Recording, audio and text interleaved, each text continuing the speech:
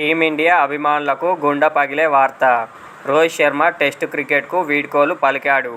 ఈ విషయాన్ని హిట్మ్యాన్ స్వయంగా తన ఇన్స్టా ఖాతా ద్వారా వెల్లడించాడు. తన రిటైర్మెంట్ తక్షణమే అమల్లోకి వస్తుందని రోహిత్ పేర్కొన్నాడు. రోహిత్ తన రిటైర్మెంట్ ప్రకటనలో ఇలా రాసుకొచ్చాడు. అందరికీ నమస్కారం. నేను టెస్టు క్రికెట్ నుంచి రిటైర్ అవుతున్న విషయాన్ని మీతో పంచుకోవాలనుకుంటున్నాను.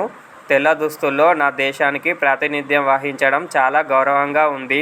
సంవత్సరాలుగా మీ అందరి ప్రేమ మరియు మద్దతుకు ధన్యవాదాలు. వన్డే ఫార్మాట్లో కొనసాగుతాను. 38 ఏళ్ల రోహిత్ భారత్ తరపున 67 టెస్టులు ఆడి 40.6 సగటున 4,301 పరుగులు చేశాడు. ఇందులో ఓ డబుల్ సెంచరీ, 11 సెంచరీలు, 18 హాఫ్ సెంచరీలు ఉన్నాయి. 2022లో విరాట్ కోహ్లీ నుంచి టెస్టు కెప్టెన్సీ చేపట్టిన రోహిత్ 24 టెస్టుల్లో టీమిండియా సారథిగా వ్యవహరించాడు. ఇందులో 12 మ్యాచుల్లో భారత్ను విజేతగా నిలబెట్టాడు.